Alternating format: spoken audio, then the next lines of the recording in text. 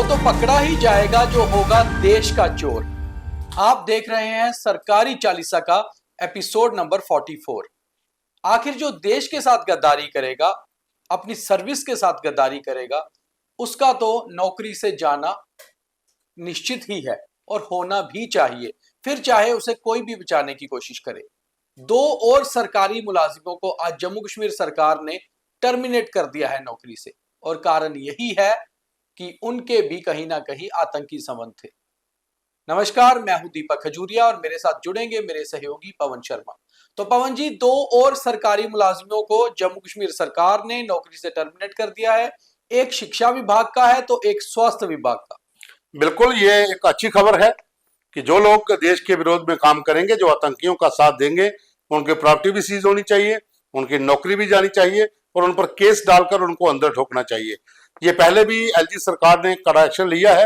हालांकि महबूबा मुफ्ती बीच बीच में बयान देती है कि कर्मचारियों को परेशान कर रहे हैं, लेकिन जो भी देश के विरोध में जाएगा, जो किसी भी समुदाय से ताल्लुक रखता हो, अगर वो आतंकियों का समर्थक है तो वो आतंकी ही है।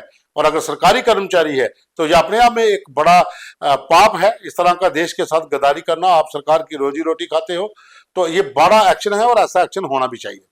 जिस देश के लिए आप काम कर रहे हो उसी देश के साथ गद्दारी कर रहे हो, और ऐसे में बहुत जरूरी है कि लेफ्टिनेंट गवर्नर प्रशासन, क्योंकि हम उनके पास है, ऐसी कार्रवाई कर रहा है और लगता है आगे भी जारी रहेंगी। अगली खबर की ओर बढ़ते हैं, जो बहुत इंपॉर्टेंट खबर है कि जम्मू कश्मीर में बहुत जल्दी एक रीशफल होने वाला है। कैबिनेट रीशफल की तो हम बात आपको बता ही चुके हैं। ये रीशफल है ब्यूरोक्रेटिक रीशफल। काफी सारे बड़े अधिकारियों के पद बदले जा सकते हैं, तबादले हो सकते हैं। काफी सारे पुलिस अधिकारियों के तबादले हो सकते हैं, क्योंकि दो चुनावों की वजह से कोड ऑफ कंडक्ट लगा रहा और काफी सारे अधिकारी इधर से उधर नहीं गए।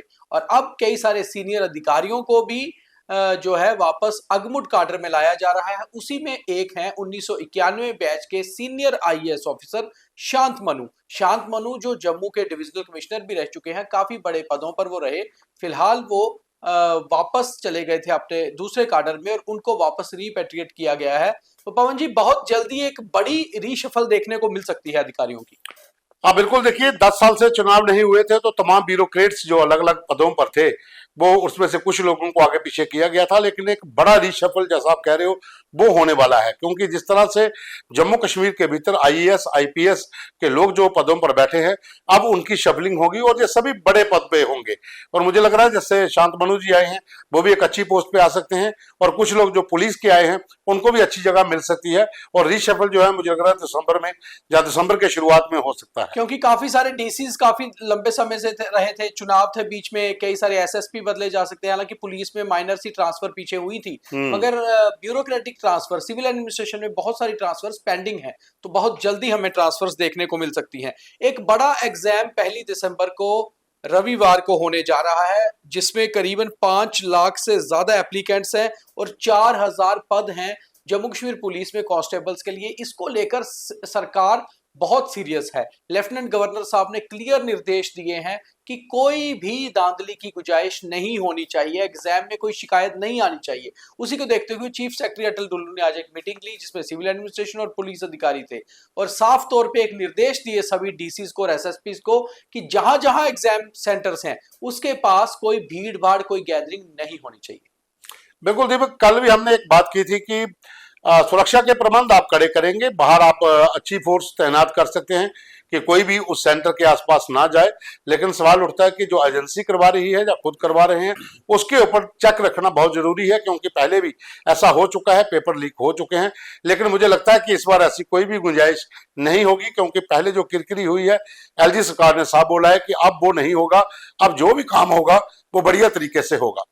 लेफ्टिनेंट गवर्नर मनोज सिन्हा आज पहुंचे थे रियासी, और एक धार्मिक कार्यक्रम था अति महाविष्णु यज्ञ का, जहां स्वामी बाल योगेश्वर ने वो सारा कार्यक्रम रखा था। वहां चीफ गेस्ट के रूप में पहुंचे थे एलजी साहब, और एलजी साहब ने वहां जो जनता थी उनको संबोधित करते हुए कहा कि पिछले 4 सालों में लेफ्टिनेंट गवर्नर सरकार में जो काम हुए हैं वो वाकई में अपने आप में बहुत बड़े हैं, और प्रधानमंत्री नरेंद्र मोदी की क़यादत में, उनकी अध्यक्षता में जम्मू कश्मीर एक विकास की राह पर आगे बढ़ा है। तो कहीं ना कहीं एलजी साहब अपने हर स्पीच में ये जरूर इशारा दे देते हैं कि जो 4 साल में वो कर चुके हैं अब ये वाली सरकार वो करेगी या नहीं, ये उन्हें नहीं पता। देखिए 4 साल तो फुल कमांड थी अपने पास, आप एलजी थे, नीचे आपका पूरा कबीना जो सेक्रेटरीज का एडमिन सेक्रेटरीज का चलता था।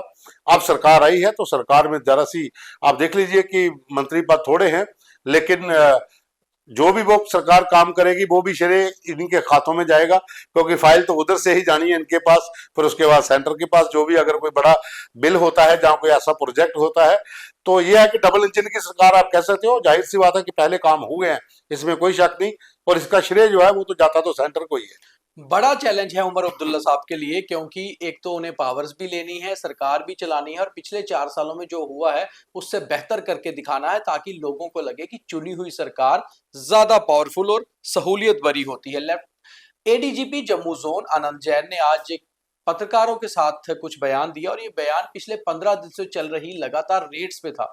और हमने आपको बहुत बार खबरों में बताया है कि ये जो रेड्स चल रही थी ये टेरर मॉड्यूल को बस्ट करने के लिए चल रही थी। जिस तरह से पिछले 6 महीने में जम्मू कश्मीर में आतंकी गतिविधियां बढ़ी थी, उसको देखते हुए टेरर मॉड्यूल को बस्ट करना जरूरी था। और ये बहुत खबरें आ रही थी कि ओजीडब्ल्यू नेटवर्क और स्लीपर सेल्स एक्टिव हैं, उसको देखते हुए पुंछ राजौरी हो, डोडा हो, किश्तवाड़ हो, रियासी या उधमपुर हो, हर जगह रेड्स की गई। एडीजीपी ने बताया कि 50 से ज्यादा ठिकानों पर रेड हुई है और 50 से अधिक लोगों को पूछताछ के लिए बुलाया गया है। अभी तक केवल एक गिरफ्तारी हुई है, फिरदौस नाम के एक ओजीडब्ल्यू को गिरफ्तार किया गया है, और आने वाले समय में कुछ और गिरफ्तारियां हो सकती हैं। तो पवन जी, ये जो जिस तरह से रेड्स हो रही हैं, लगता है कि जो टेरर नेटवर्क मौजूद था उसे तोड़ने की जरूरत थी और तोड़ा भी जा रहा है। बिल्कुल, ये एक अच्छा प्रहार था आतंक के ऊपर। हमने इसके ऊपर डिटेल खबर भी की है, रात को 9 बजे आप वो भी देख सकते हैं कि किस तरह से जो एडीजीपी बता रहे हैं कि जम्मू कश्मीर का जो जम्मू संभाग है वहां पर पिछले कई दिनों से लगातार सर्च ऑपरेशन रेड्स चल रही थी। 50 से ज्यादा लोकेशन के ऊपर छापेमारी हुई है और 4 दर्जन से ज्यादा लोगों को पूछताछ के लिए हिरासत में लिया है। एक गिरफ्तारी भी हो चुकी है। सामान बहुत सा मिला है, इलेक्ट्रॉनिक डिवाइसेस हैं, वेपन्स हैं, ऐसी आपत्तिजनक सामग्री है, बहुत सा सामान भी रिकवर हुआ है। और ये ओजीडब्ल्यू नेटवर्क जो स्लीपर सेल है, इसके ऊपर इस तरह का प्रहार होना बहुत जरूरी था। आज एक आईडी भी पवन जी पुंछ से मिली है, और ये आईडी मिलने से एक बार दोबारा ये लगता है कि अभी भी आतंकी कई जगह जो है अपने हाइडआउट बनाकर बैठे हुए हैं। अब बिल्कुल देखिए, जहां पर ये आईडी मिली है उस इलाके की अगर हम बात करें तो पहले भी यहाँ पर ओजीडब्ल्यू का नेटवर्क ध्वस्त हो चुका है। 3 लोग यहाँ से पहले भी पकड़े जा चुके हैं और वो लोग इसी काम में संलिप्त थे। वो आईडीज को लगा देते थे और उसके बाद रिमोट कंट्रोल से उसको विस्फोट किया जाता था। तो ये अगर आप कहो तो ओजीडब्ल्यू तो सिर्फ नाम है तो ये उनके समर्थक और ये आतंकी ही हैं। और पुंछ राजौरी के भीतर भी जो रेड्स हुई है वहां से भी कुछ लोगों को उठाया गया है, उनसे भी पूछताछ हो रही है। और जो आईडी जो रिकवर हुई है, मुझे लग रहा है कि उसी का कहीं एक हिस्सा ना हो, जिनको उठाया गया उन्होंने बताया वो वहां रखी है। जिस तरह से deputy chief minister Surendra Kumar Chaudhary ने जम्मू में रेड्स की थी, उसी तरह से आज ट्रांसपोर्ट मिनिस्टर सतीश शर्मा ने आरटीओ कश्मीर के दफ्तर में सरप्राइज विजिट किया। हालांकि वहां पर कोई ज्यादा निर्देश तो नहीं दिए, ना ही उन्होंने किसी को सस्पेंड किया, मगर ये जरूर कहा कि शिकायतें आ रही हैं वीडियो से भी और टेक्स्ट से भी, उन शिकायतों के ऊपर गौर करिए, और अगर कोई अपने काम से बचता हुआ नजर आया तो उसके ऊपर एक्शन होगा। अब बिल्कुल मंत्री हैं और फर्ज भी बनता है अपने अपने विभाग जो हैं उनके अंदर जाकर लोगों को समझाएं और कहें कि लोगों के मुद्दे जो आते हैं, शिकायतें नहीं आनी चाहिए, क्योंकि जन शिकायतें जो होती हैं उसका इम्पैक्ट जो है वो मिनिस्ट्री पे पड़ता है, सरकार पे पड़ता है। लोग कहते हैं कि हमारे काम नहीं हो रहे, शिकायत हमारी कोई सुन नहीं रहा। जब तक ये रेट चलती रहेंगी तो जो कर्मचारी हैं वो भी सही तरीके से काम करेंगे। बहुत धन्यवाद पवन जी। आईपीएल चाहे अभी दूर है, मगर आईपीएल के ऊपर हमने अभी से नजर गड़ा ली है, क्योंकि जो क्रिकेट लवर्स होते हैं वो लगातार क्रिकेट की खबरों से जुड़े रहते हैं। तो हमारा खास कार्यक्रम क्रिकेट बाज न्यूज रूम से स्पोर्ट्स रूम पे हम शिफ्ट हुए हैं। स्पोर्ट्स रूम के क्रिकेट बाज कार्यक्रम हमारा फ्राइडे सैटरडे संडे चलेगा, शाम 6 बजे से अपलोड हुआ है। जरूर देखें, आपको काफी सारी जानकारी मिलेगी कि इस बार आईपीएल में जो टीम्स हैं वो कितनी ज्यादा ताकतवर हैं, कितनी कमजोर है, किसका पलड़ा भारी है और कौन जीत सकता है। उम्मीद है आपको वो कार्यक्रम भी अच्छा लगेगा। लाइक, फॉलो और शेयर जरूर करिए, और रात 9 बजे जम्मू कश्मीर के टेरर मॉड्यूल पे स्पेशल प्रोग्राम भी देखिए। बहुत धन्यवाद।